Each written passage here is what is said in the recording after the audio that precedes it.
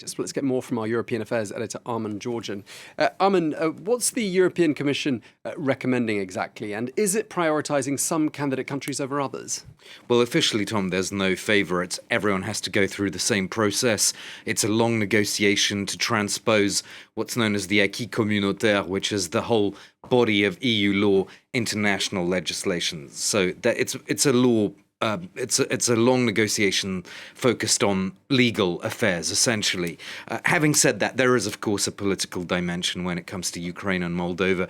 These are the two countries that the European Commission and the EU Council have consistently sent messages of support to over the last year and a half. And for security reasons, they want to bring these two countries into the European family as soon as it's possible, as long as the criteria are met, of course. And some have said that the EU missed an opportunity to bring the former Yugoslav states into the EU after the conflict there in the 1990s, and that therefore the EU should not make that same strategic error now.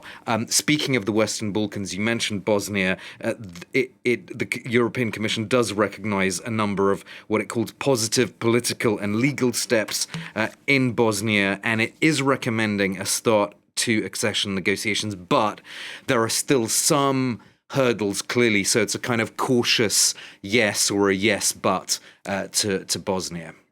Okay, let's just talk specifically about Ukraine. I mean, of course, it's a nation at war, isn't it? Is there any indication as to how long the whole accession process would take? Not at all. I mean, you've had some EU officials, like the president of the European Council, which has put a date of next wave of enlargement 2030, but that's kind of pie in the sky, really, because nobody knows, especially with Ukraine. If you think of Turkey, it's been negotiating on and off since 2005, so that's now, 18 years. So it's very, very hard to predict, Tom. When it comes to Ukraine, there are different viewpoints among EU member states, some wanting what they call a gradual accession. So they've been talking about, for example, partial access to the single market, but initially excluding agriculture and food. Others want sort of a whole package to come into force all at once. But I think there's a recognition that none of these things are actually going to come to a head concretely very soon. And so the nitty-gritty, in a way, can be put off to some extent. I mean, first of all, the EU Council has to sign off on all of this in mid-December and give its green light, if you will.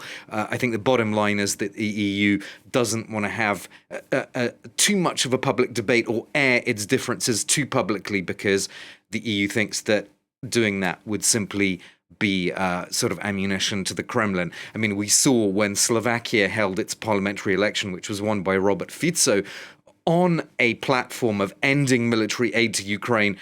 Russian media pounced on that. There was one headline I remember which said, after the Slovakian election, another EU country that doesn't like Ukraine. So I think the EU is quite careful about not trying not to air its internal differences about Ukraine's accession, at least not too much in public.